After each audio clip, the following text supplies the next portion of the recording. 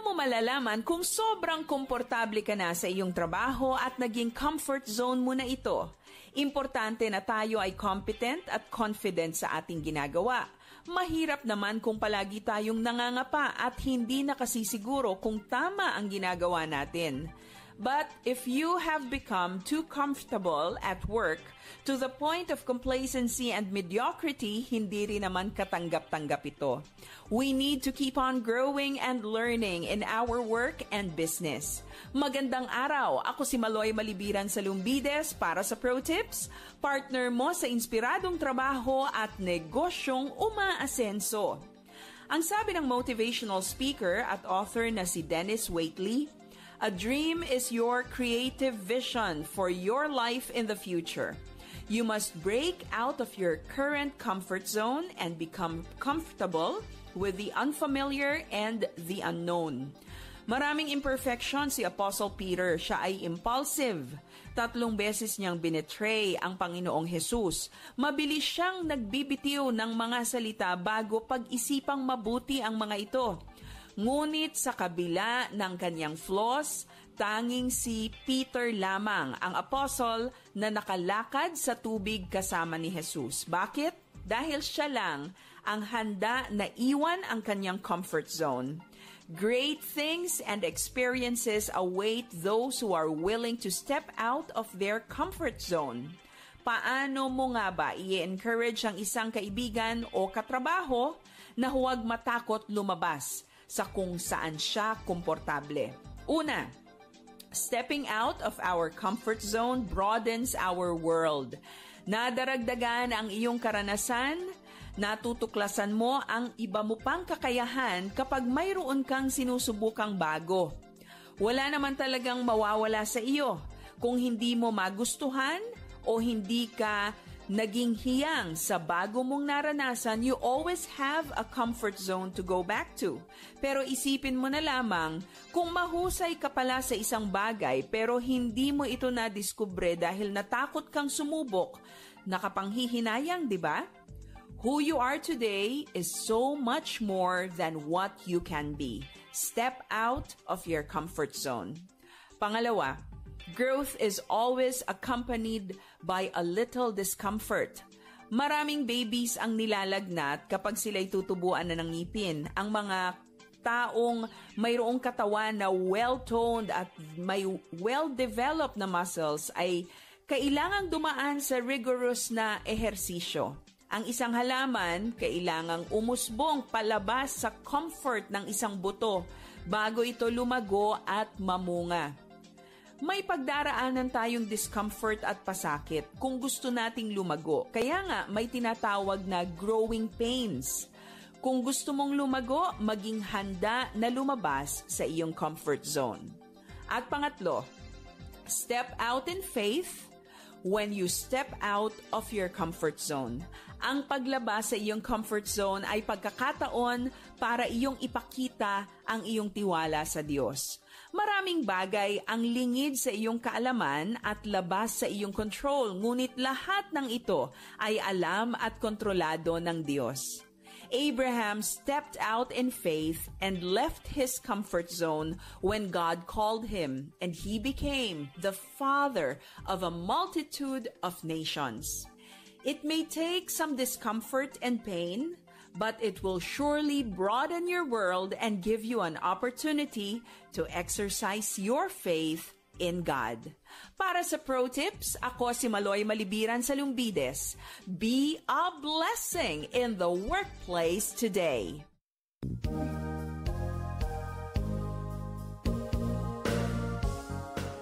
Panyera, ko sa man to taase kon ese magagalamiton taaregla to na dituyo bag. Anda ba to man camping? Panyera, ta-prepare ko na dimyo go bag. Importante especialmente na ora del emerhensya, por ejemplo ya lang si Ayman Baha, kabar, nesesita kita evakwa. Tupaw tu, Panyera, pero kosa-kosa ba debe elaman deste? Importante kita kontene dito yung go bag, mga essential items, como el agua y ready-to-eat comida, preferable bastante para na 3 dia. No tamen olvida con el first aid kits, personal hygiene items, como con el toothbrush, toothpaste, y otros pa mga sanitary supplies. Asigura que tiene también tu flashlight, kandela, lighter o posporo, whistle o pito, portable radio, y extra batteries. Siyempre, no olvida ko na dito yung mga importante dokumento. Asigura que hindi este ay muha adentro del dito yung bag. Prepara tamen ko na dito yung raincoat y botas. Pero panyera, pwede ba tamin yung include sleeping bags, imanta, pati tamin magakamisa? Si, basta asigura lang tu kay hindi gayod bien pesaw dito yung bag. Para libyano lang si ay kargaya tu. Sige, preparaya tamin nyo con el Dimio Go Bag. Kay mas bueno kel kumpiyansa kita kaya prepara kita. Kontra ay asusta kita, liga na ora kay palta di aton preparasyon.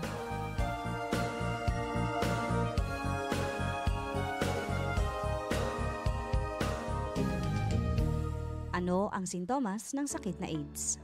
Paulit-ulit na lagnat, mabilis na pagbaba ng timbang, labis at hindi maipaliwanag na pagkapagod, matagal na pamamaga ng lymph glands, mga sugat sa bibig, anus o ari, pneumonia at iba pang impeksyon sa baga, diarrhea na tumatagal ng higit sa 1 linggo, red, brown or purplish blotches sa balat, nawalan ng memorya, neurological disorder, at depression. Kung ikaw ay may pagdududa sa iyong health, agad na pumunta sa pinakamalapit na Health City Office upang magpa-test para sa HIV status. Ang paalaalang ito ay hatid sa inyo ng Department of Health at ng Far East Broadcasting Company Philippines. Simula pa noong 1948, lubos na naibabahagi ang mabuting balita ni Hesukristo sa mga Pilipino sa ating bayan at maging sa mga nasa ibang bansa tungo sa Far East Broadcasting Company Philippines. Sa Mega Manila, makakapakinig sa 702 DZAS-AM, Agapay ng Sambayanan, at 98.7 DZFE-FM, The Master's Touch. Sa Santiago City, Isabela, sa 1143 DZMR-AM, Missions Radio, Legazpi City, Albay, CARE 104.3 Dewey FM. Sa Quezon, Palawan, 106.3 DZRK-FM, Radio Kapitbisig. Sa Tacloban City, 97.5 DYFE-FM, unang tugon ng pamayanan. Bacolod City, 1233 DYVS-AM, the sweet voice of salvation. Up 987 DYFR-FM, life-changing. Sa Cagayan de Oro City, 103.3 The New J DXJL-FM, your positive choice. Zamboanga City, 1116 DXAS-AM, your community radio. Cotabato City, 106.9 DXGR-FM, Radio Gandingan. Sa Coronadal City, 1062 DXKI-AM, your friendly voice. Davao City, 1197 DXFE-AM, the Good News Radio. Makakapakinig din sa mga online streams at sa mga mobile apps. FEBC Philippines, hanggang marinig ng lahat. Kayo ay nakikinig sa 1116 DXAS, your community radio, kasapi sa kapisanan ng mga broadcaster ng Pilipinas.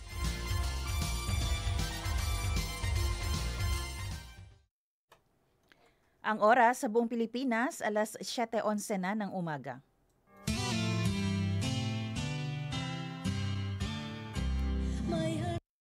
Alamin ang mga kaganapan at mga pinag-uusapan sa Zambasulta. Makibalita at makibahagi sa pagbabago at pag-unlad. Oras na, Zambasulta!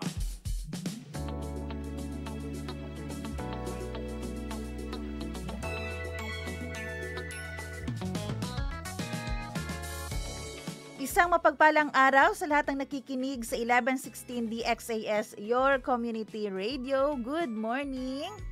Buenos dias a todo, maayong buntag sa tanan. Ngayon po ay araw ng Thursday, November 6, 2025 at kayo ay nakikinig sa programang Oras na Zambasulta.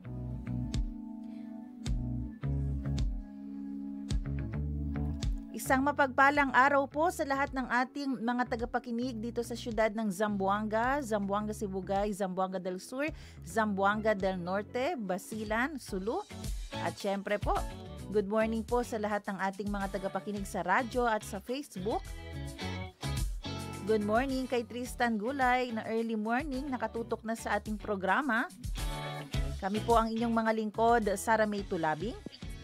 At ang inyong kabarangay, Robin Soling. Assalamualaikum warahmatullahi ta'ala wabarakatuh, no? Sa ating mga tagapakinig, especially dyan sa Basulta, Basilan, Sulu, Tawi-Tawi, no? Mapia, Mapita, sa mga kabarangay dyan sa Palimbang, Sultan Kudarat, Maguindanao, sa Opi, Maguindanao, no? Mapia, Mapita. And salamat pagi sa shoreline ng Sabah, Malaysia. Sorry, good morning. Good morning. Ayan, isang magandang umaga sa iyo, Bin. Kumusta ang iyong gising?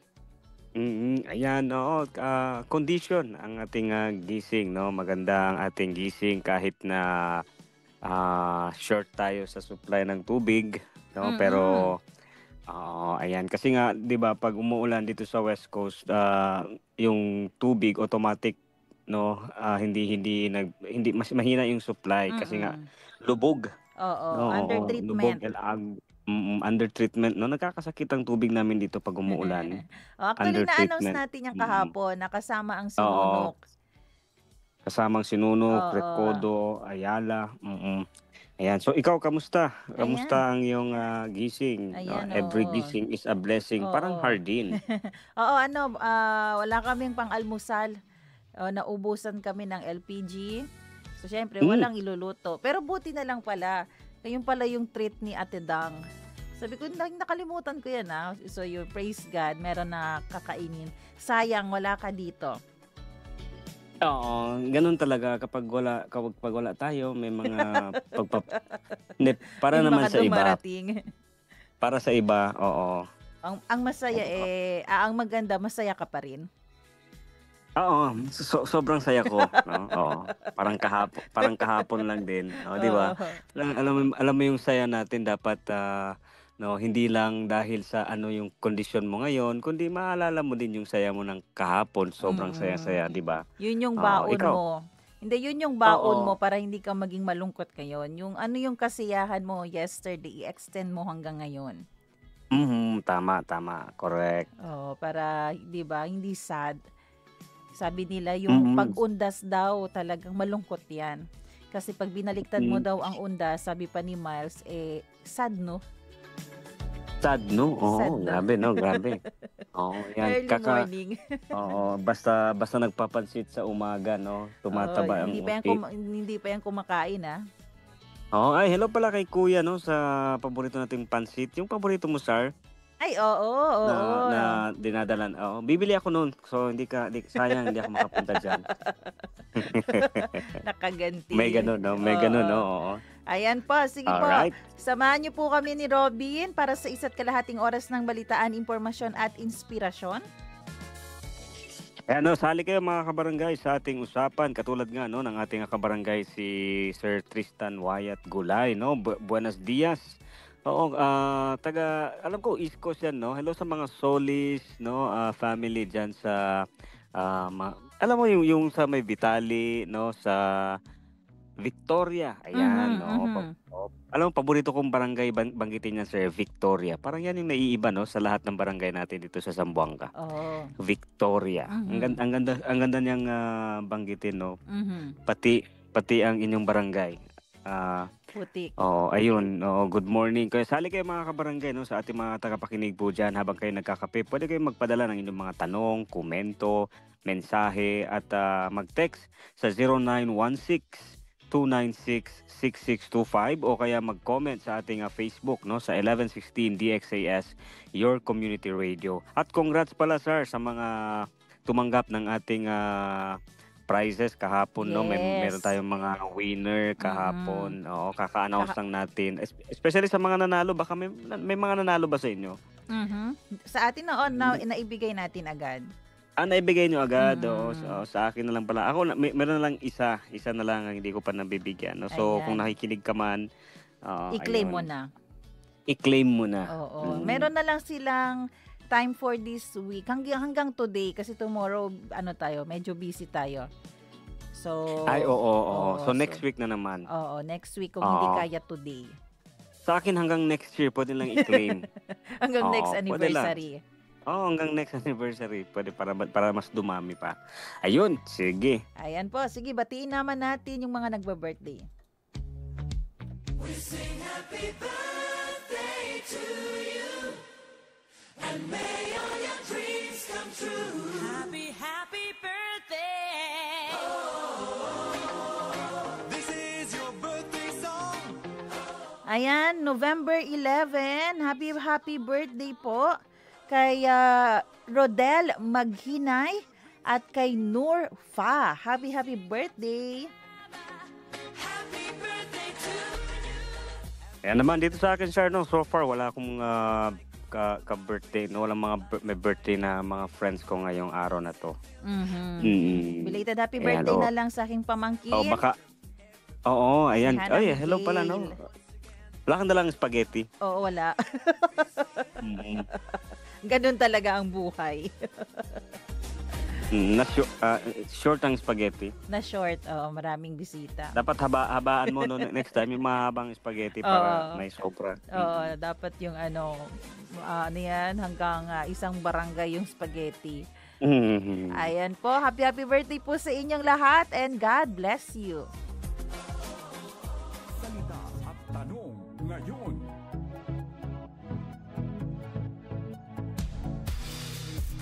Ang ating salita ngayong umaga, eliminating doubt. Sa Filipino o Tagalog, pag-alis ng pagdududa. Chabacano, elimina el duda. Sa Bisaya, pagtangtang sa pagduha-duha. Ilonggo, pagwala sang pagduha-duha. Tausug, igon in pagduarwa. Tanong po natin, ano po ang makakapagtanggal ng ating duda sa Panginoon? Matthew chapter 14 verse 31, Jesus immediately reached out his hand and took hold of him, saying to you, O you of little faith, why did you doubt? Sa Mateo, Kabanata 14, talatang 31, agad siyang hinawakan ni Jesus, bakit ka nag-aalinlangan? Napakaliit ng iyong pananampalataya, sabi niya kay Pedro. Ayan, ito no? Ang word for the day ay eliminating doubt. Sa ating buhay, talagang may mga pagkakataon na tayo ay nagdududa. Ikaw ba, Bin, may time ba na nagduda ka sa power ng Panginoon? Oo, alam mo, isa sa mga experience na kung pagduha-duha ang atuhang pag-usapan sa Bisaya, atong pagsultihanan, pagstoryahanan. No, di ba malalim 'yun, ha. alam mo yung pag nag-exam ka, di ba, yung board exam, yung civil service, mga ganon, no. Ako ikaw kuan ka lang, no, one taker ka lang, one take lang. Praise God. Opo.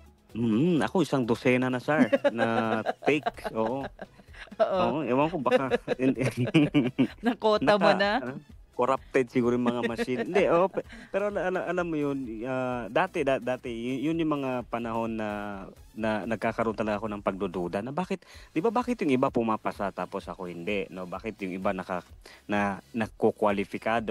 kwalipikado tapos ako hindi. Yung ganun ba, no? Pero alam mo yun, yung kasi yung idea, no, sa mga kabarangay din natin na may pagdududa, no, yung siyempre kapag may pagdududa may kaakibat na yan na pagtatanong, di ba, yung mga ganun, no? So ang isa sa mga natutunan ko during sa mga panahon na yun, sir, is pagkatapos ko magtanong, hihintayin ko yung sagot, no, at may dumarating talaga na sagot, mapapansin mo rin na kumbaga parang hindi binigay sa yun kasi hindi ka para doon.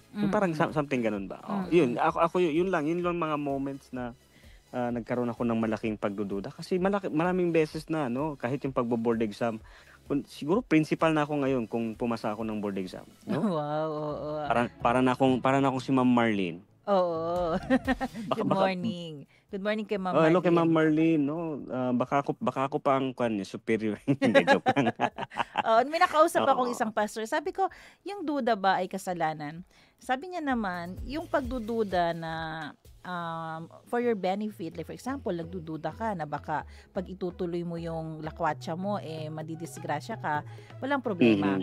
Pero kung duda mo ay nawawala ka na ng pagtitiwala sa Panginoon, ayan, medyo mako-consider natin yan na wala kang trust sa Panginoon. So, may duda ka, nagkakaroon tayo ng sabihin natin kasalanan, no? Dahil nga hindi tayo fully naniniwala sa Panginoon. At alam mo, Bin, lahat naman ng tao ay nagdududa dahil may weakness tayo, nakakaranas tayo ng pagdududa. Pero yun na nga, like kay Peter, di ba nakalakad na nga siya sa tubig. Pero nalungos gihapon siya dahil kahit nakikita niya na si Jesus sa harapan niya, dahil sa kanyang duda, dahil sa kanyang faith na napakaliit that time, kahit nalakad niya na nga yung tubig, nalunod pa rin siya. Di ba? So, minsan sa buhay natin, yun yung problema. Alam na natin may relationship tayo sa Panginoon. Alam na natin na totoo ang ating Savior, na powerful siya, omniscient siya, omnipotent siya. Alam na natin yung character niya, na perfect siya. Pero minsan andyan na siya, nagdududa pa rin tayo. Para bang may iba ka pa bang pwedeng pagkatiwalaan kung magdududa ka sa Panginoon? Sige, Bin. Saka alam mo sir, no, yung isa sa nagtatanggal o nagpapawala ng ganda, no, na meron tayo at nagko-cause ng duda, yung comparison, no. May hindi ako makalimutan na sinabi sa akin ng isang teacher ko. Sabi niya, when you are in doubt, don't. No, so kung nagdududa ka, wag. Pero hindi naman ibig sabihin na kung sa pagdududa mo, wag mo nang gawin, hanggang doon na lang. No, kailangan mo rin siyang questionin. At doon sa pagtatanong mo, asahan mo yung sagot.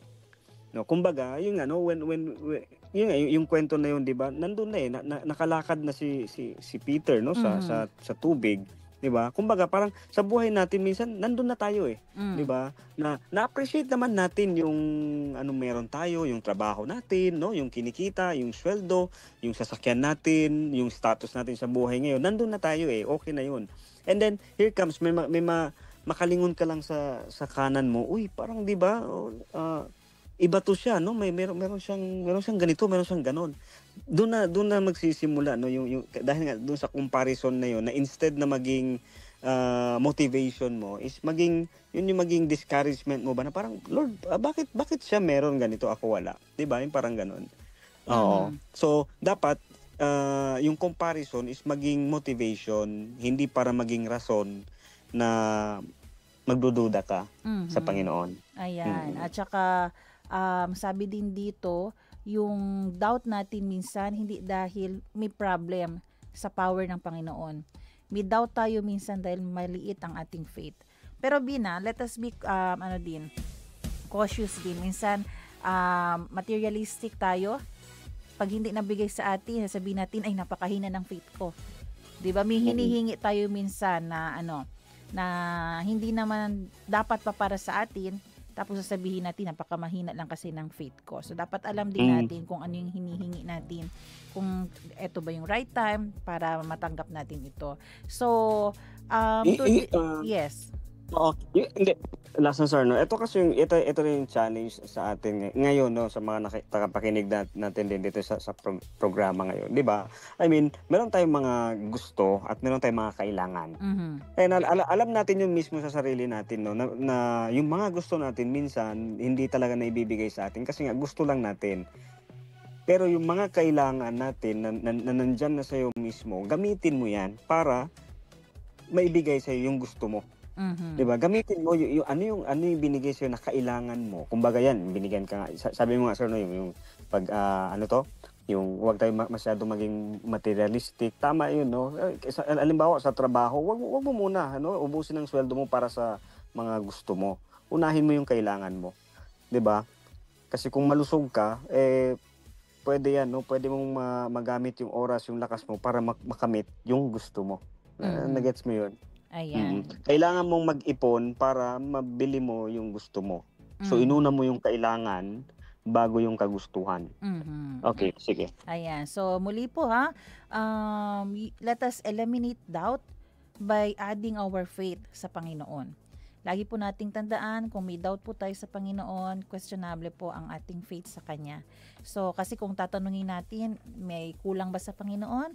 Hindi ba niya kaya ang lahat ng ito? Wala, kaya po. Walang imposible sa Panginoon. 'Di ba kahit minsan yung mga situation nga na unfavorable, nagagawa ng Panginoon na maging testimony mo pa rin yan. Kasi yan yung power ng Panginoon. Sa messy things, kaya niyang gawing testimony yan. During bad things, yung result niyan, good things pa rin. Yun yung power ng Panginoon. So, let us eliminate doubt, pero strengthen natin ating faith sa Panginoon. Sabi nga dito, no, sa oras na talagang nag-arise yung doubt natin, huwag po tayong mag-focus sa problema. But let us fix our eyes on Jesus at sa Kanyang power. And then, let us read Bible verses na nagre-remind sa atin kung gaano siya ka-faithful sa atin everyday. Kaya po, muli, ano po sa tingin nyo ang makakapagtanggal ng duda ninyo sa Panginoon? Yan po ang ating salita at tanong ngayon. Mga gawang kabutihan para sa bayan. Marapat ipamalita yan. Mabati ang mabuti. Ang pagtulong sa kapwa ay hindi lang simpleng tungkulin, kundi isang ekspresyon ng pasasalamat sa lahat ng blessings na tinanggap sa buhay. Mula po sa pagbebenta ng balut sa Laguna, ngayon na isa ng electrical engineer sa Dubai ang bida sa ating kwento na si Melchor Salem de Roma. Pero sa kabila ng tagumpay, mas pinili niyang ibalik sa iba ang kabutihang natanggap niya.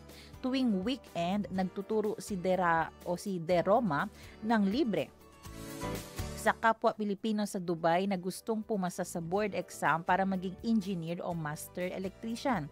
Sa tulong niya, maraming kababayan na ang nagkaroon ng lisensya at bagong pag-asa sa kanilang karir. Ikwinento ni De Roma na lumaki siyang hirap sa buhay, ngunit dahil sa suporta ng kanyang pamilya at sa determinasyong makatapos, natupad niya ang kanyang pangarap na maging professional. Ngayon, nais niyang maibahagi sa iba ang parehong pagkakataon at inspirasyon dahil naniniwala siya na ang bawat tao ay may purpose sa buhay at para sa kanya ito ay ang tumulong sa iba para maabot din nila ang kanilang mga pangarap. Kaagapay, patunay po na si De Roma na posible pa ring magtagumpay kung may tiyaga, determinasyon at malasakit sa kapwa. Tulad ni De Roma, mas nagiging makabuhay o makabuluhan ang buhay kapag ang sariling tagumpay ay tagumpay din ng iba.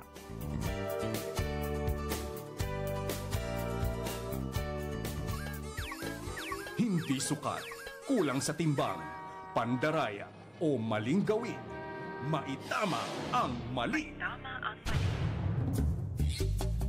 At para naman sa maitama ang mali, no? Para rin to sa ating mga content creators, sa mga nagvi-video, sa ating mga netizen, no? Ito, sinuspinde ng Land Transportation Office o LTO ng 90 days ang lisensya ng driver ng isang pulang convertible luxury car matapos kumalat online ang video nito habang nagda-drive.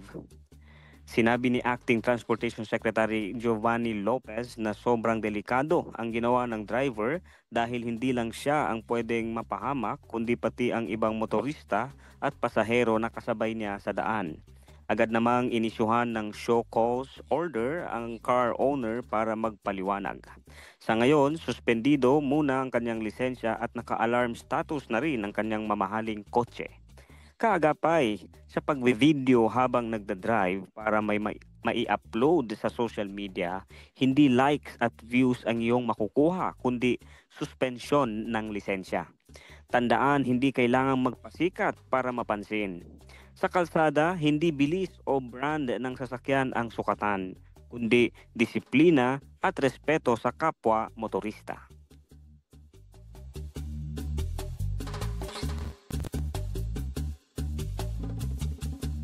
Zambasulta Balita.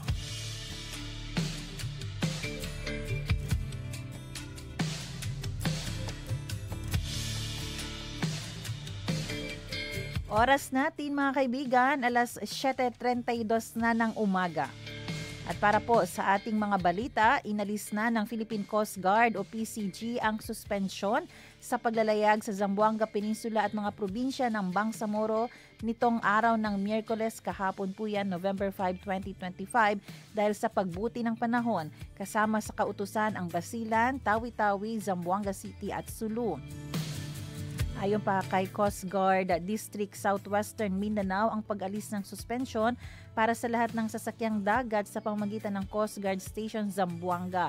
Inalis din ng CGS Zamboanga del Norte ang suspensyon sa kanilang nasasakupan. Pinapayuhan ang mga mandaragat na maging maingat pa rin dahil sa posibleng biglaang pagbabago ng panahon. Inulat ng Pag-asa na magiging bahagyang maulap hanggang sa maulap ang kalangitan, na may pag-ulan o thunderstorm sa Mindanao na may banayad hanggang katamtamang kondisyon sa baybayin. Sinuspindi ng PCG ang mga paglalayag noong araw ng Martes, November 4 dahil sa masamang panahon, dulot nga ng bagyong Tino.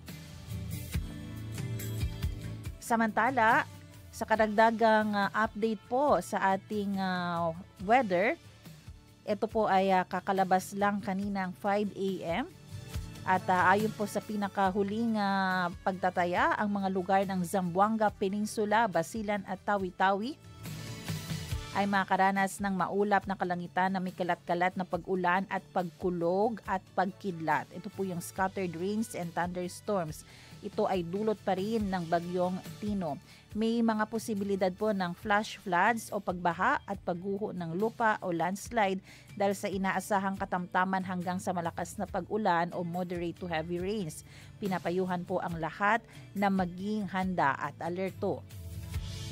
Samantala, ang nalalabing bahagi ng Mindanao ay magiging bahagyang maulap hanggang sa maulap na may pulo-pulong pag-ulan at pagkulog at pagkidlat o itong partly cloudy to cloudy with isolated rain showers and thunderstorms dahil naman sa localized thunderstorms.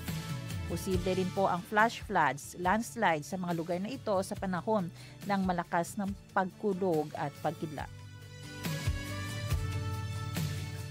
Zambasulta Balita. Tinatayang 70 sa kabuang 78 barangay sa lungsod ng Zamboanga ang kasalukuyang apektado ng problema sa iligal na droga. Ito ang ibinunyag ni City Councilor Ray Bayona Bayuging batay sa ulat ng Philippine Drug Enforcement Agency o PDEA Region 9. Nilinaw naman ng PDEA na walang pasilidad o factory ng iligal na droga sa syudad. Gayunpaman, nagiging transshipment point ang lungsod dahil sa estratehikong lokasyon nito na malapit sa dagat at madaling puntahan sa pamamagitan ng lupa patungo sa ibang probinsya. Dahil dito, sinabi ni Bayoging na humingi ng tulong at suporta ang PDEA mula sa lokal na pamahalaan at publiko upang malabanan ang lumalaking problema sa droga. Zambasulta Balita. Ayan, actually dapat ay i-interview natin ngayon yung PIO mismo, no, assistant PIO ng PDEA. Kaugnay nga dito bin sa balita kasi nakakalungkot. Imagine, out of 98 barangays dito sa syudad ng Zamboanga, 70 po ang affected sa illegal na droga. At sabi nga ni City Councilor Ray Bayona Bayuging, kanila pang tinatanong, alin dito yung may mga moderate o sabihin natin major problem na mga barangays. Naalala ko yan, last year o yung mga nakaraang mga balita natin, meron tayong mga around 28 to 30 plus na drug-cleared barangay. Mm-hmm. So ngayon, kung 70 na sila, di 18 ang natirang hindi pa affected, so yung iba doon pala, bumalik na sa dating gawin, no? So ngayon, bukas ay God willing po makakapanayam na natin ang PDEA. Ngayon kasi may activity ngayon ang PDEA, no? May distraction sila ng illegal drugs. So tomorrow, at saka correction sir, no? 28 na barangays pa. 28, okay. O, tama pala. O, 28. 70 lang pala. So, 28 barangays. O, baka yun na yun, yung 28. Kasi naalala ko nga, parang ganun yung number ng drug cleared. So, kailangan po nating malaman ito kasi yung question natin dito, saan nagkulang? At ano yung responsibility? Hindi lang ito responsibility din ng ating mga tagapagtupad ng batas. Lagi tayong babalik sa ating community at sa ating family. Ano ang problema? Ano ang pwedeng maitulong? Ano yung problema natin within the family? Bakit ganito ang nangyari sa ating barangay? Kasi kung ano ang problema ng barangay, nagre-reflect yan sa community, nanggagaling din ang problem sa loob ng bahay. So hopefully by tomorrow malaman natin. Kasi mahirap. 'Di ba kung ang mga barangay natin affected ng drugs, what do we expect? Kasunod niyan mga crimes. Hindi magiging safe ang ating barangay, ang ating ang ating lugar. Kaya 'di ba mismo kahit sa loob ng bahay hindi na nagiging safe kasi nasa loob yung user, nasa loob yung seller, member ng family natin. So pag-usapan po natin 'yan, pag-usapan natin 'yan bukas, and today pag-isipan po natin ano ang pwede nating maitulong para hindi po lumala yung problema natin sa droga. So abangan niyo po bukas ang ating interview sa ating assistant PIO ng PDEA, si Attorney Alviar. Ayan, nagte-text kami ngayon actually. Good morning po, Attorney, and ingat po, hopefully, makahabol tayo sa kanilang activity ngayon. Zambasulta Balita. Samantala, sa ibang balita, arestado po ang 7 individual at nasabat ang nasa 27.7 milyon pesos halaga ng kontrabando sa isang operasyon sa may Amoloy, Rips, Ongkaya, Pukan, Basilan noong araw ng Linggo. Ayon pa kay Rear Admiral Constancio Arturo Reyes Jr., commander po ng Western Mindanao Naval Command, ang lahat ng 7 na aresto ay mga tripulante ng motorboat na nagdadala ng kontrabando. Dagdag ni Reyes, nagsasagawa ng maritime security at patrol operations ang mga tauhan ng WMNC nang matuklasan nila ang motorboat na kargado ng mga undocumented na produktong tabako. Nakumpiska mula sa sasakyang dagat ang nasa 484 na master cases at 32 rims, 129 na pakete ng mga sigarilyo na nagkakahalaga nga ng halos 28 million pesos.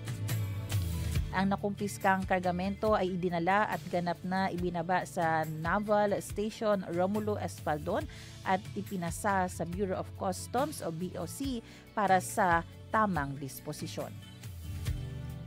Zambasulta Balita. At para naman sa ibang balita, announcement, Zamselco o itong kanilang programang Zamsel Connect, one-stop shop, mayroon silang campaign, itong information education campaign. Ang kanilang one-stop shop ay magaganap o gagawin sa Barangay Maasin, Covered Court, November 7, bukas ito. November 7, Biyernes, 9 a.m. hanggang 4 p.m. At ito, dalhin ng mga following requirements para sa mga mag-a-apply ng ilaw o kuryente sa Zamselco, magdala ng barangay clearance, certificate of indigency, valid ID, photocopy, picture of the house, yung printed at sketch ng location ng kanilang mga bahay. Note, no proxy o representative allowed. So dapat personal na ikaw ang mag-a-apply. Ayan, samantala po, dagdag na announcement natin sa Sunday, November 9, meron pong 5 hours brownout. Ayan, 9 a.m. to 2 p.m. sa may Pamukutan 3-phase recloser, serving part ng Talisayan and Pamukutan hanggang sa Anuling at Sitio Papaya. Dahilan po ng Zamselco para po mag-conduct ng right-of-way clearing. At sa November 19, sa Sunday, sa West Coast yun. Ito naman sa East Coast, meron ding 9 hours na scheduled power interruptions sa linggo, 8 a.m. hanggang 5 p.m. ang Bualan 3-phase recloser no, ito ang mga apektado, no, ito mostly sa East Coast, no, itong Dungkaan, Bualan to portion of Lumia, Buenagatas, Bualan to Sitio Makulum, entire barangay Sambuhud, barangay Pasubolong, Presa Zone 2 to portion of Nazareth, barangay Salaan up to Sitio San Antonio, Lugakit, Hapa to Baluno, Arsaf Road from Doña Felisa Subdivision to Camp Abendan, Villa Teresa Subdivision, Port of Mercedes New Highway, from the bridge near Pepsi plant to the intersection of Cafe and San Isidro Road, Old Highway or Calle Real Mercedes, Blue Home Subdivision, Whole View Island, NFR, lateral line. Oo, ito ang reason or activities, no, ng o dahilan ng power interruption ay itong erection of 45-foot concrete poles to facilitate the installation of C2, C8 and C15 at A15 type primary assemblies, including itong mga line stringing bilang parte ng kanilang line rehabilitation under the CAPEX project for the Mercedes feeder. At itong pangalawa din, no, pole erection din, no, pagpapatayo din ng mga poste at itong mga pole dressing for the construction of the distribution line for new Culianan substation. Zambasulta Balita. Samantala, paalala po natin muli sa lahat ng ating mga driver ng motorsiklo na mag-ingat po sa ating pagmamaneho. Kagabi po ay 6 na motorsiklo ang nadamay sa isang aksidente sa daan na naganap sa Barangay Pasunangka, particular na sa may Butterfly Garden. Batay po sa paunang ulat, nagsimula ang isang insidente nang ang isang motorsiklo na may markang NMAX na patungo sana sa sentro ng lungsod ay sumalpok sa isang motorsiklong Honda Beat na nakapark sa gilid. Dahil po sa lakas ng pagkabangga, tumilapon ang motorsiklong NMAX patungo sa 4 na nakaparadang motorsiklo sa gilid ng kalsada. Sa kabuuan nga, 6 nga na mga motorsiklo ang nadamay sa aksidente. Patuloy po ang investigasyon ng mga otoridad sa naganap kagabi na banggaan upang matukoy ang pinagmulan at maging sanhi ng aksidente.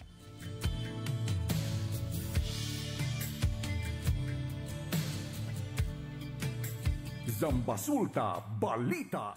Oras natin, alas 7:45 ng umaga at yan po ang ating mga balita para sa araw na ito. Magbe-break po tayo sandali pero huwag kayong bibitaw dahil sa pagbabalik natin ay makakasama po natin ang isang partner organization ng Altec.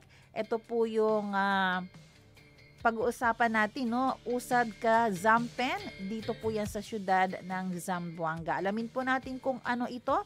Makasama po natin later on si Mr. Ervin Ramos at si Ma'am Reynalyn Lasaten. Kami po ang inyong mga lingkod, Sara May Tulabing. At ang inyong kabarangay, Robin Soling. Magbabalik ang oras sa Zambasulta dito lang sa 1116 DXAS. Radyo. Komunidad.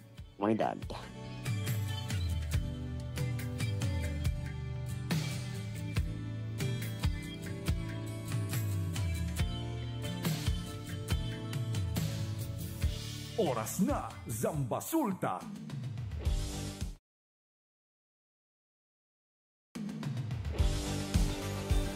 Pakinggan ang mga kwento ng nagbagong buhay sa online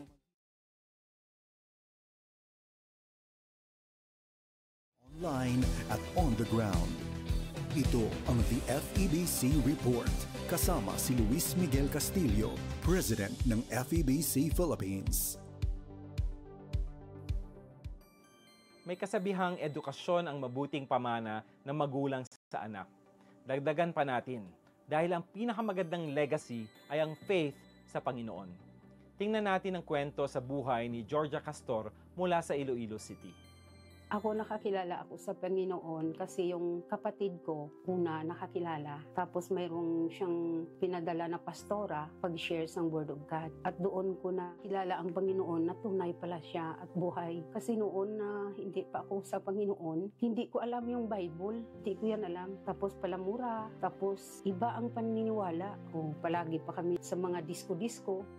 Hindi naging madali ang kanyang buhay. Nasubok agad ang kanyang faith through her marriage. Pero yun din ang season kung saan nakita niya ang greater purpose ng Diyos sa kanilang buhay. Question ko sa Panginoon, bakit siya ang naasawa ko?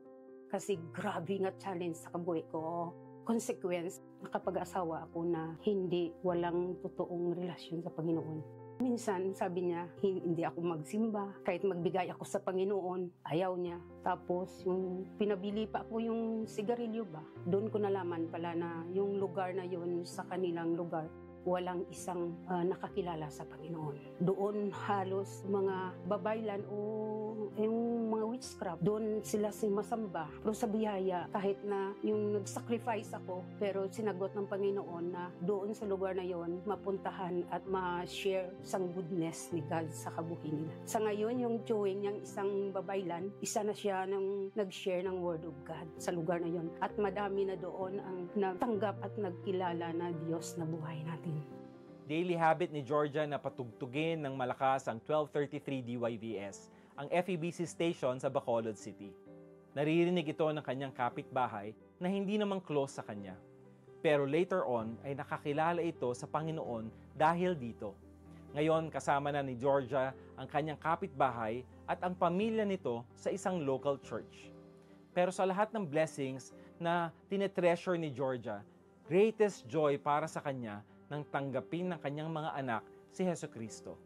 Ako po si Keisha Ann Marie Castor, isang registered pharmacist. Bali, nung elementary po ako, nakarinig na po ako tuwing Sabado sa istasyon po. Tapos na-mold na po ako. Malaking tulong po sa akin na makarinig ng mga Bible stories. At habang nakikinig yung mother ko, kasi everyday po talaga sa stasyon ng DYBS yung aming radyo sa bahay. So, technically, nakarinig din kami ng salita ng Diyos sa istasyong ito. So, lumalaki po ako, nakikita ko po sa nanay ko na kung paano siya binago ng Panginoon at kung paano magpagamit sa Panginoon na naging faithful sa Kanya sa aming paglaki.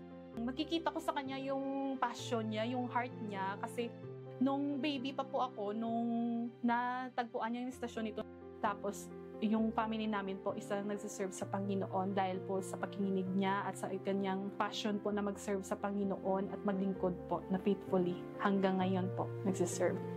Iba talaga yung may guidance ka na meron kang godly parents kasi yung salita ng Diyos magbibuild talaga sa family at saka maging center.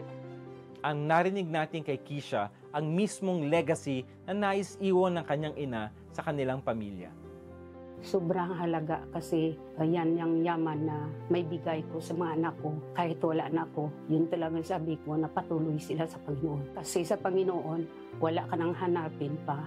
Kasi gusto ko yung naranasan ko at nabigay sa akin na regalo ng Panginoon, gusto ko maranasan din nila. Kasi iba talaga pag kilala mo ang Panginoon at may totoong relasyon ka sa Panginoon, sabi ng Panginoon. Magtanim tayo at siya ang magpatubo. Mula sa kanyang marriage hanggang sa simpleng pagpapatugtog ng gospel broadcast, na witness ni Georgia kung paanong nagbibigay buhay ang Panginoon. Bilang isang media ministry, patuloy nating ibinabahagi si Jesucristo upang sa alinmang lahi ang kanyang ginawa ay papupurihan at ihahayag nila ang mga gawa niyang makapangyarihan. Ang salita ng Diyos ay hindi mawawala ng kabuluhan at isasagawa ang kanyang layunin kung bakit niya ito pinadala. Has God used our programs to impact your life and community? I-share mo sa amin yan sa info@febc.ph. To support FEBC's gospel broadcasts and bring hope to more people, bisitahin ang febc.ph/give. Hanggang sa susunod, ako si Luis Miguel Castillo para sa The FEBC Report. Take care and abide in Christ. Napakinggan mo ang The FEBC Report. Para maging updated sa ating stories online, mag-subscribe na sa ating YouTube channel at i-follow ang ating Facebook at febc.ph. Maging kabahagi sa misyon ng Far East Broadcasting Company Philippines na ipahayag ang mensahe ng pag-asa ni Jesucristo sa mundo. Bisitahin ang aming website sa febc.ph/give. Salamat sa inyong suporta sa ministeryo ng Panginoon. Pagpalain po kayo ng Diyos.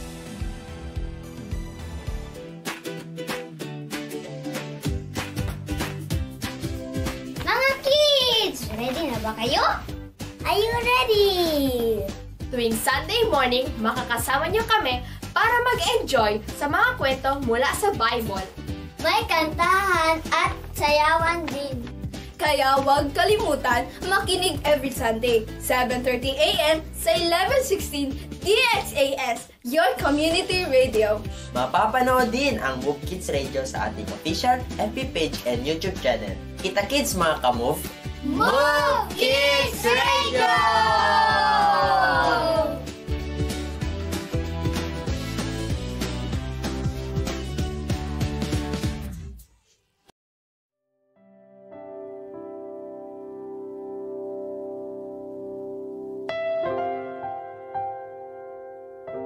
Ako nga po si Pastora Alice ng Jesus Reigns Ministry, Zamboanga, naka-assign as a missionary pastor. Sa pagkakataon na ito, nais ko po na samahan niyo ako sa ating makabayan panalangin. Panginoon Diyos, dalangin po namin na patuloy po na ingatan mo kami sa aming nararanasan ng mga kalamidad. Tulungan mo po yung mga tao na kung saan itinalaga para maabot yung mga tao na kung saan ma-rescue sila at maingatan sila sa anuman bagay na kanilang nararanasan. Ganon din, Panginoon, yung mga taong ito na tumutulong, bigyan mo sila ng resilient, strength, wisdom, guidance, kung ano yung mga bagay na dapat nilang gawin in time of emergency, crisis, na kung saan higit na nakikita mo ang pangangailangan ng mga taong ito na tumatawag sa iyo at humingi ng tulong. Ganon din, Ama, dinadalangin namin yung mga damages, Panginoon, mga tahanan, mga pananim, mga nasira, Panginoon, ng kalamidad, mga tao na kung saan wala po silang maasahan, kundi, O Diyos, Ikaw, at yung mga tao na mga agency na inilagay ng aming government, mga NGO, na itinalaga para ito pong nasa kalagayan ng mga taong pangangailangan ay matugunan. Ganon din, Ama, idinadalangin po namin ang effective response, Panginoon, yung mga aid, yung food support, Panginoon, at yung mga medical support, Ama, para doon sa mga tao na biktima. Patuloy, Ama, na mag-raise up ka pa ng mga tao na aabot, Ama, sa mga maraming pamilyang nangangailangan. At ganoon din, Panginoon, salamat, O Diyos, sa mga nananalangin, sapagkat alam namin na sa aming pong sama-samang pananalangin, O Diyos, meron pong power na You really answers our prayer para po doon sa mga may sakit, para po doon sa mga tao na kung saan kailangan nilang makarecover doon sa mga property nila na nasira dahil po sa kalamidad na nagdaan. Dalangin po namin na patuloy bigyan mo sila ng strength, increase our faith and trust to you, O God, that anuman po yung aming dinadaanan ng mga difficulties sa buhay namin, alam namin magiging bukas ang kalangitan at ang mga panalangin ng bawat isa ay mayroon po itong sapat na kasagutan na nagmumula sa inyo. Salamat, O Diyos. Ito po ang aming panalangin sa pangalan ni Jesus. Amen.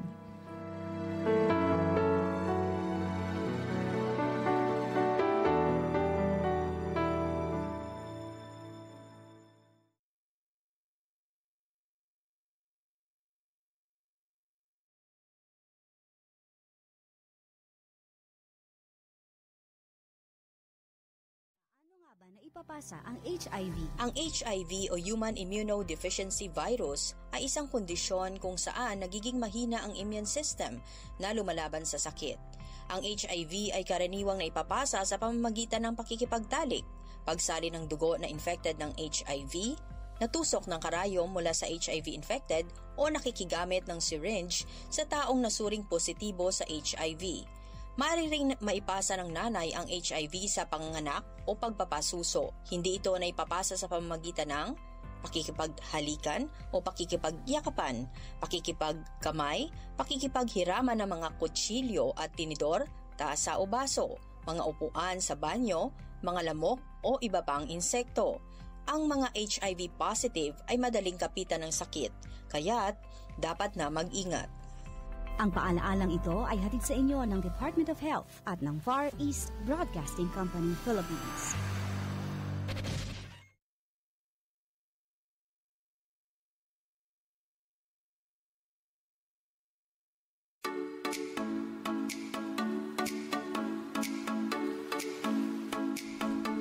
Mga lolo at lola, mga senior citizen tulad ko, nagpapaalala ang National Commission of Senior Citizens o NCSC tungkol sa Senior Citizen Data Form o SCDF. Ang SCDF ay ang opisyal na registration form para sa ating mga senior citizen. Ito'y naglalaman ng mga personal na impormasyon, kalagayang pang-ekonomiya, kalusugan at mga kasanayan ng senior citizen. Mahalaga ito para matulungan tayo ng NCSC. Sa pagpaparehistro sa NCSC, makakasali tayo sa mga programa at aktibidad na makakatulong sa ating kapakanan. Responsibilidad nating magbigay ng tamang impormasyon para matugunan ng ating mga pangangailangan. Kaya, mga lolo at lola, magparehistro na sa NCSC. Kung kayo ay nahihirapan sa pag-fill up ng form, pwede kayong humingi ng tulong sa inyong pamilya o malapit na kaibigan para sa mas maayos at masayang buhay bilang senior citizen. Magparehistro na. Bisitahin ang inyong lokal na opisina ng senior citizens para sa iba pang impormasyon. Bumisita sa ncsc.gov.ph at magparehistro na ngayon. Ang paalalang ito ay hatid ng 1116 DXAS, your community radio.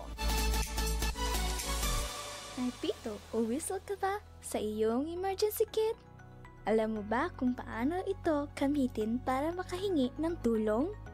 Tandaan mo lang ang distress signal na ito para madali kang mahanap o masagip ng mga rescuer. Pumito ng 3 maiksing tunog gamit ang iyong pito.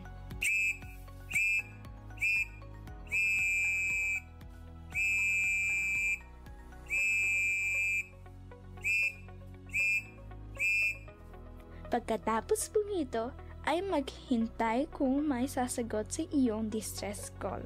Ulitin ang distress call hanggang ikaw ay sagutin o maltapuan ng mga rescuer. Ang 3 tunog ng pito ay pagsasabi na, I need help. Siguraduhin ituro ito sa iyong mga mahal sa buhay. Simpleng kaalaman para sa ating kaligtasan. Ang paalala nito ay hatid ng 1116 DXAS, your community radio. Oras na, Zambasulta!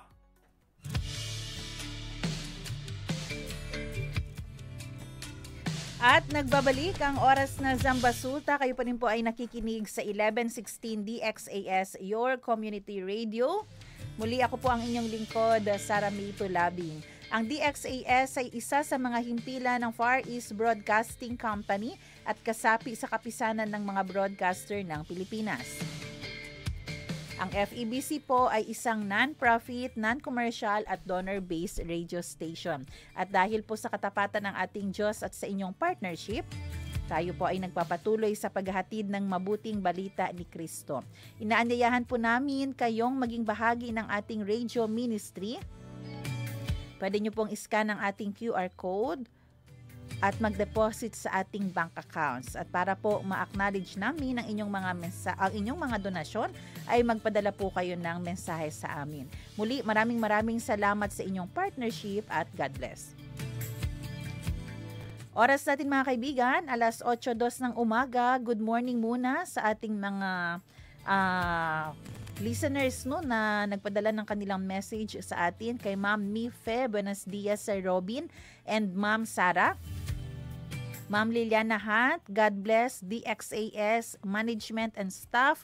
Buenos Dias, Ciudad de Zamboanga y Zambasuta Region. At ang reflection ni Ma'am Liliana Hunt sa ating segment na salita at tanong ngayon, reza kita kun Diyos, ayuda ka natun o mentapa iasigrander di atun fe para hindi kita manduda. Man-focus kita na palabra i promesa de Jesucristo kay ele ay dali ka natun fuerza i konfiansa. Focus lang kay dali ka natun mira el claridad i bien na vida. Ayan, maraming salamat po Ma'am Liliana Hunt. Yan po yung reflection niya na doon sa ating salita na eliminating doubt. So, napakahalaga po na patatagin natin ang ating relationship sa Panginoon, ang ating faith sa Kanya, para po maalis ang ating mga pagdududa. Oras natin, 8:03 na ng umaga. Pag-usapan natin. Ngayong unang Thursday para po sa month of November, makasama po natin ang partner ng Altec at ito po yung USAD Ka-Zampen o UKZ Zamboanga City Network i-Siembra. Ano nga ba ito? Ano po ang nagagawa nito sa ating community? At ano ang pwede nating maibigay na support? Narito po makakasama po natin ang mismong Zamboanga City Network Officer, si Sir Ervin Ramos at ang kanilang USAD Ka-Zampen Regional Treasurer, Ma'am Reynalyn Lasaten. Sir, Ma'am, good morning. Yes po. Ayan, Ma'am Ray. Good morning po. Hello po. Good morning. Welcome po sa ating segment, no, pag-usapan natin. Sige po, unahin ko po si Sir Ervin. Sir Ervin, ano po ba itong USAD Ka-Zampen? Oh, hello everyone. So, magandang mga po muli. Yung USAD Ka-Zampen po, it is a regional coalition of organization within Zamboanga Peninsula. So, it's likely a coalition of organization, youth leaders po sa Zamboanga Peninsula in Region 9. It is more on a collective force po of youth leaders in Region 9 dedicated to fostering community engagement, so as promoting personal development and also enhancing professional development opportunities. But lately, yung mga kinakikater pa nating mga advocacies po is lately social issues, mainly on environmental sustainability, food security, and many more po. And here in Zamboanga City, I am the area coordinator, which is I am the head on conducting activities, and so as implementation, also like mga project pitching for the sustainable of our organization's mission. Ayan. Dito po, no, may nakalagay po na USAD Ka-Zampen Zamboanga City Network i-Siembra. Ano po ang nito? Ibig sabihin po nito? Yung i-Siembra, it is one of our project. Actually, parang naging flagship project ko na siya as a youth leader.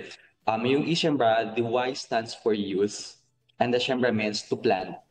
So, parang ini-engage namin yung youth to plant. Kasi in our current society kasi, parang there are some narratives na when you get into agriculture, it's more likely na hindi siya inclined on social world. Hindi siya inclined na you better gonna be rich in the future. Parang hindi siya pinaprioritize sa mga youth kasi they tend to see it as something na won't give them a maybe like better life or like good future.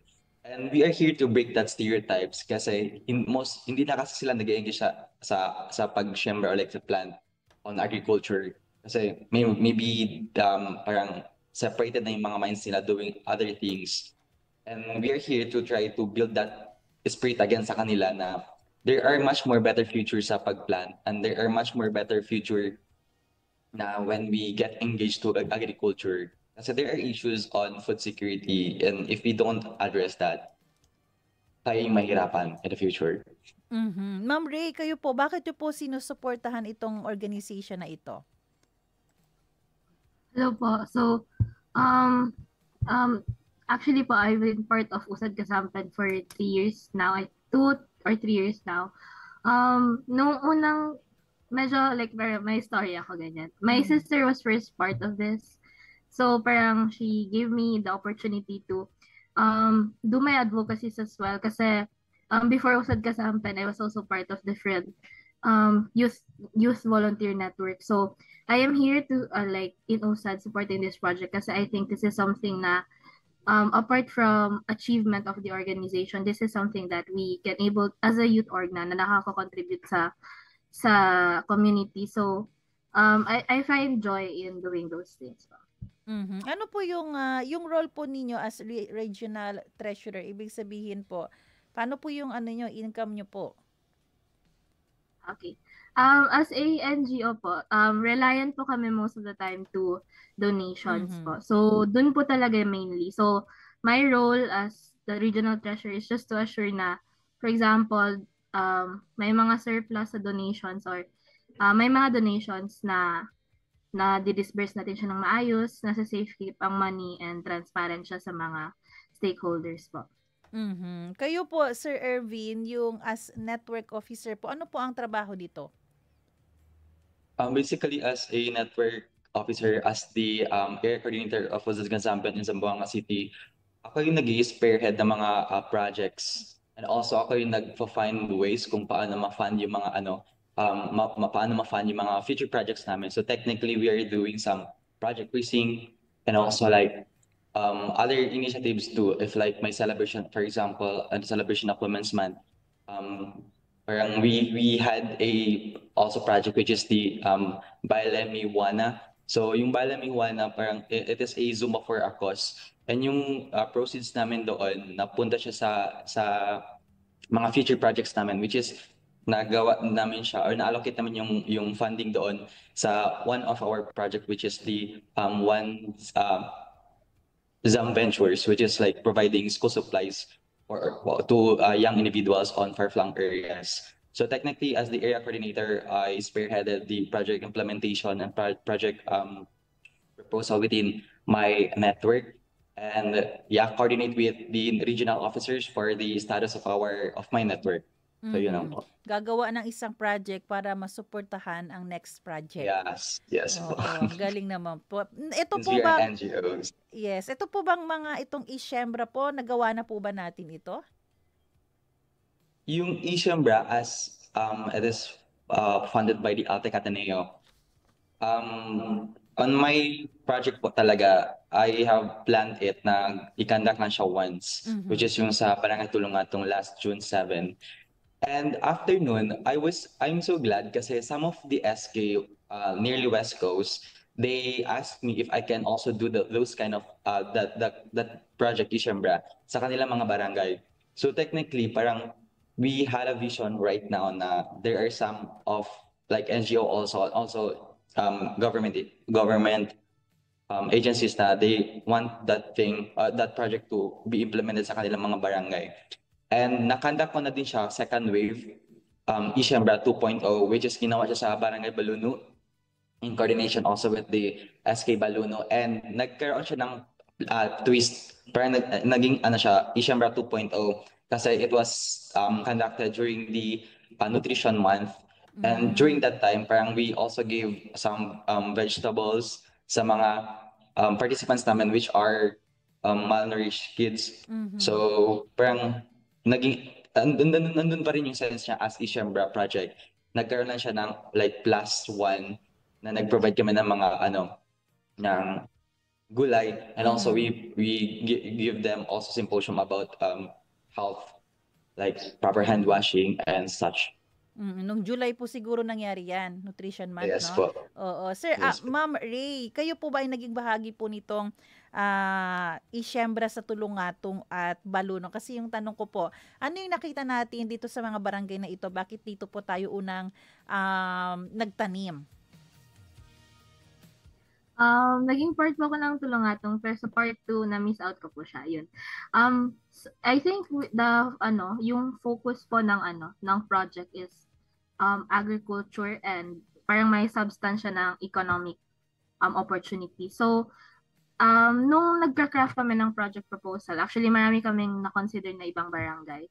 Pero for the pilot implementation, yung pinaka parang feasible na lugar na pwede namin siyang gawin, pinaka okay yung environment was yung sa Tulungatong sa yung sa tulungatong sa may ano po, sa may sa may Atiwa, may community garden. Apo, doon. Yes. Doon pa yung parang pinaka feasible na lugar na pwede siyang gawin kasi yung resources po is andun na. So parang logistically parang naisip po namin as a team na mas okay na kami yung pupunta doon instead na idadala namin siya pababa. So directly kasi siya ma'am after namin parang ginawa yung gardenator, after namin ni-try yung seedlings, immediately nasa ano siya like nasa isang environment na pwede talaga siyang mag-grow in a plant. So yun po yung isa sa mga factors bakit nag-decide po namin siya sa mga higher areas na merong parang agricultural spaces talaga kasi doon po namin nakikita na magkakaroon po talaga ng impact yung project po. Pero sir, In addition to yes. that, yun po, parang yung sinusan talaga namin na community is like the Atiwa Garden kasi they are really enhanced sa pag-plant po. I like to provide those kind of information sa ating mga participants. And sobrang okay yung community garden nila doon kasi they are really responsive and also with their SK also in coordination with the SK Tulungatong. Sobrang responsive nila sa pag-provide sa mga needs ng mga participants also. And also, sobrang suitable talaga ng place para ikanak yung activity na yon. And also yung mga participants naman namin hindi siya from Barangay Tulungatong itself. There are some participants who came from that barangay. And there are also other participants came from Barangay Ayala. May mga from town proper pa. Also like, parang it's really from the Zamboanga City itself. And during that implementation day, sobrang nahihirapan kami kasi it was really rainy that time. Sobrang lakas ng ulan and I think nag-cancel ng mga classes kasi sobrang like minahaan na. But then wala na kami doon na kami sa implementation area. So I'm happy that time kasi even if sobrang baha, madami pa rin nag-appear ng mga participants that they really did show a commitment sa ating cause. So yun na po. Ayan, oo. Maganda po yan doon na nakikita natin, yung mga youth natin. Tama po, no, yung mga youth natin ay tumutulong. Paano po natin tinatap yung mga participants po? Kasi baka gagawa po kayo ng another na activity na isyembra at gusto po nilang mag-participate. So yung for participation, we do posting on our social media platforms, which is the Usad Kazampan at Facebook, so as on IG. And nakikipag-coordinate po kami with the local development council since they have the wide range area of youth volunteers or youth leaders in Zamboanga City. Actually, si Usad Kazampan, part din siya ng local youth development council, and I am their secondary representative sa local development office. And through that, parang we also coordinate with other organizations within Zamboanga Peninsula. We do partnership and partnership and then asking for volunteers if they know somebody or someone who is suitable to participate in this kind of activity. And they also do provide us naman. So technically, it is more on like collaboration of organization within Zamboanga City doing for a one mission. Ma'am Ray, kayo po, bakit po mahalaga na suportahan po ng ating mga magulang itong mga activities na pwedeng ma-involve ang kanilang mga anak? Sa dami ba naman ngayong challenges and problema natin sa mga youth, bakit mahalaga po na suportahan nila ang kanilang mga anak sa mga proyekto na ginagawa po ninyo? Yun po. I think importante po siya this time kasi especially like kasi unang-una po there's a lot of challenges na fini-face ng country, and then I think it is yung youth po yung isa sa way na makaka-resolve sa mga challenges ng countries even in the smallest efforts. Kasi I think one, for the youth, for themselves, I think this is somewhere that they can learn new skills, and this is an avenue for them to present their advocacies and to engage. Second po kasi I think important for the parents to understand na parang this is one way their kids are able to do something for the people and for themselves as well. Na parang you get to improve as a person in interacting with other people. At the same time, you're able to contribute changes, even though how small it is, at least po may nagagawa tayo. So I think that's two things na bakit siya mahalaga po. For clarification po, ang mga puno at mga gulay po ba ang ating tinatanim dito sa Isyembra? Tama po ba yan? Gulay po siya. Gulay. Maybe technically backyard farming, Mm-mm. like the modernistic way of farming, like hindi na siya nag-occupy ng bigger space kung saan sila magpa-plant ng mga vegetables. Instead, we are utilizing the gardenators, which is back with us by the Kidzo Farm. And yung gardenator, I mean, some of them naman may idea about that. It's like a big tub and then like bubutasin sa side and then may composting medium sa gitna. And yeah, yun yung one of our medium also. And also the tar pots. It is a pots made out of recycled tarpaulins. So instead of like throwing them away, we can use that for gardening purposes. So yung idea talaga niya is that we will able to give these young individuals a clear background about the issues of food insecurity and how they can contribute to combat that kind of issue. And also in the sphere of economic empowerment, kung paano sila maka-generate income out of that. And like the down of food security is also the down of maybe economy. So, yun po. Ayan, naalala ko tuloy dito partner din namin ang National Nutrition Council at talagang ine-encourage nila every time nagtatopic kami yung backyard gardening din. Dahil ang laking tulong niyan, hindi lang sa personal, hindi lang sa health condition, financially, di ba, makakatipid din tayo. At yun nga,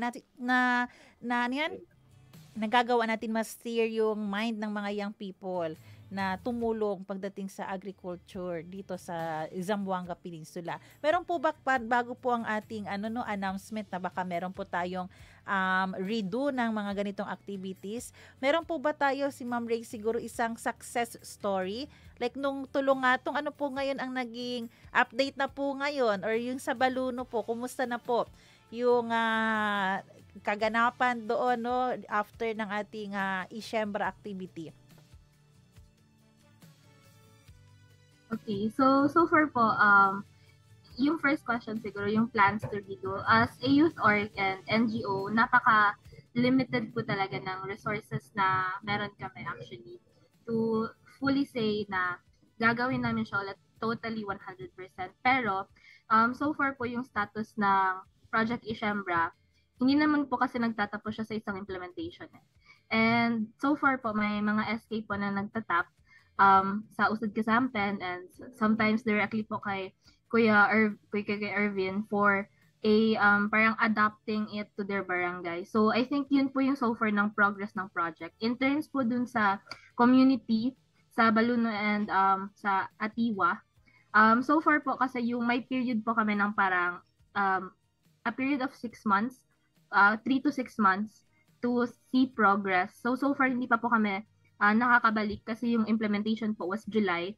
So most likely December pa po or next year yung maybe first month of January yung pinaka feasible time na makikita namin na meron talagang progress po. So yun po yung so far na we have 4 plans. In addition to that po, sa Atiwa Community Garden, and since like dumadaan ako doon minsan, and nakikita naman akong like progress within the what we have planted also. And also, yung mga na-create naming gardenators, it has been utilized also by the SK Council of Barangay Ayalan, also Barangay Tulungatong, since na-distribute po namin yung mga gardenators sa kani-kanilang barangay. And with the community within the Barangay Baluno po, which is na-held sa Enardina C. Coronel Baluno National High School, yung progress po doon is that they was able to utilize po din the gardenator sa kanilang gulayan sa paaralan, which is yun yung talaga gusto kong i-revive within the school's premises, na ma-revive po yung gulayan sa paaralan. That's why we conducted that activity sa Barangay Baluno, sa underneath the Coronel Baluno National High School para like to revive talaga yung gulayan sa paaralan. And we also let them use our materials on creating the gardenator. So then, even though without us, they can still create the gardenator if need pa nila ng gardenator within their school premises.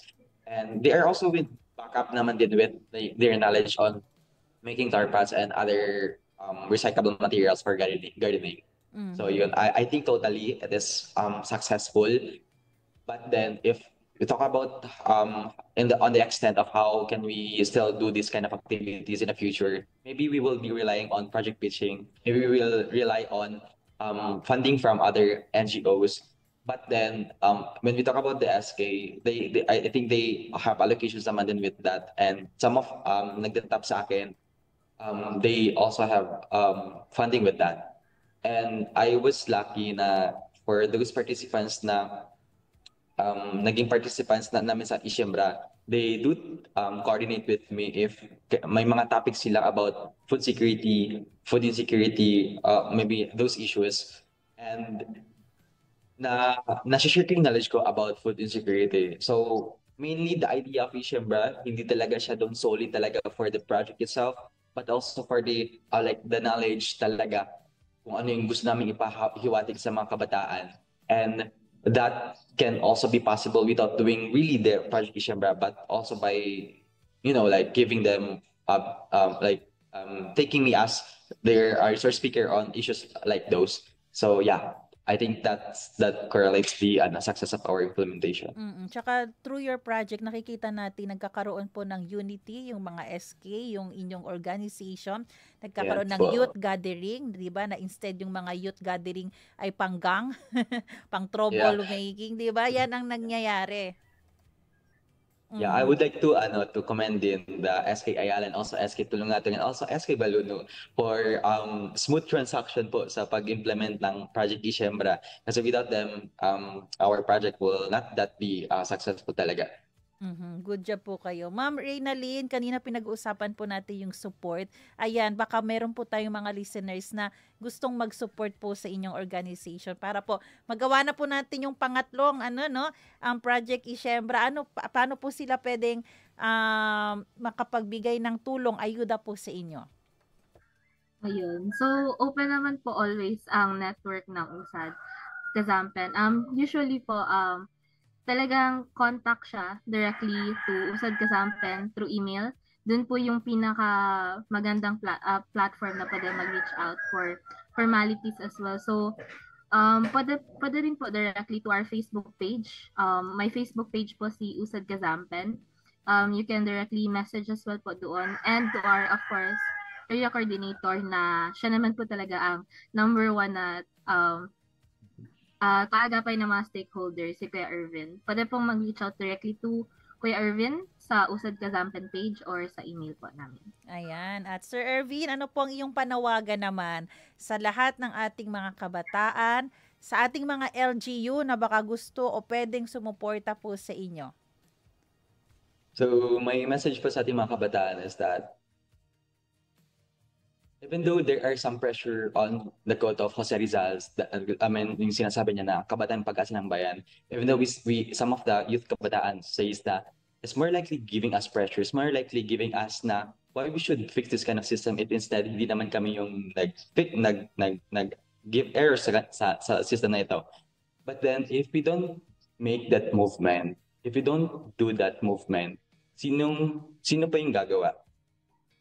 And just like, for example, the issues of food security, even though it's not really that evident pa talaga within our community, do we have to wait the time kung saan sobrang worst niya na and sobrang yung hirap niya nang i-address, tsaka pa natin siya i-address. So technically, we as a kabataan, before those things escalate more, we should take the initiative. And we should always get involved to the social issues. Kasi showing our involvement, also showing that we care for our future. Kasi when we tend to just ignore it, maybe we don't care about future. Maybe we don't care about what our future will be. And lastly, for the kabataan, I hope in the future,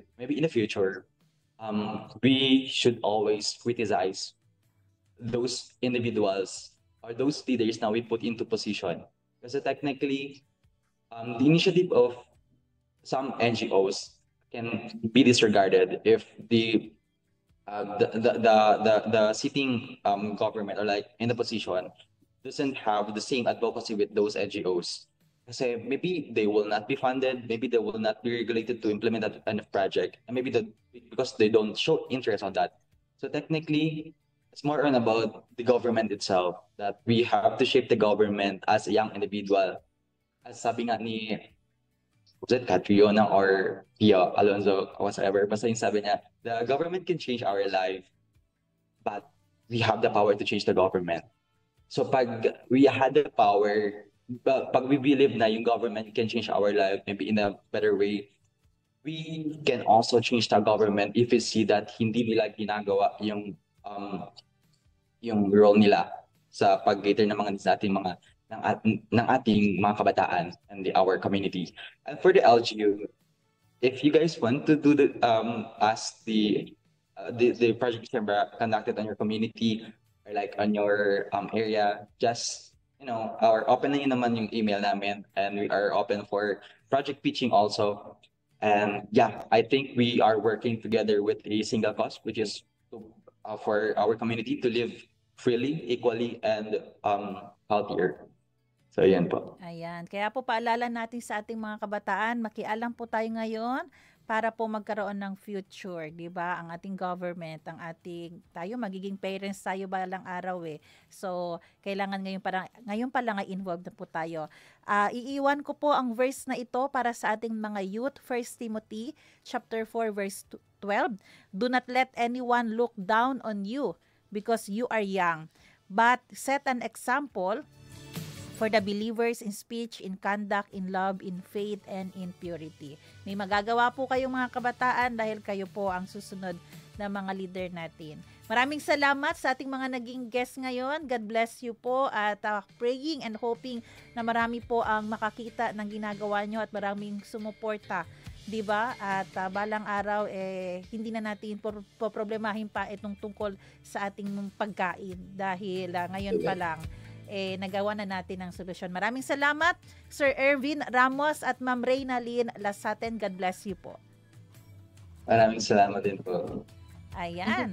Maraming salamat din po sa lahat ng ating mga tagapakinig sa radyo at sa Facebook. Maraming salamat kay Kuya Romel Paulino, ang ating technician ngayon. At syempre, abangan nyo po ang susunod na programang Serbisyong OFW, Family Matters at Radyo Sincoman.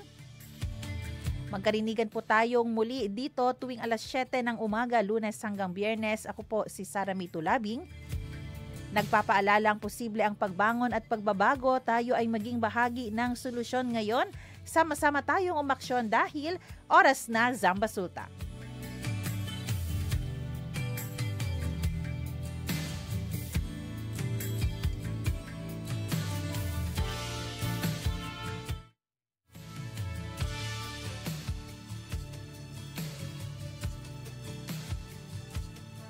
Oras na, Zambasulta. Inyong napakinggan ang programang Oras na, Zambasulta.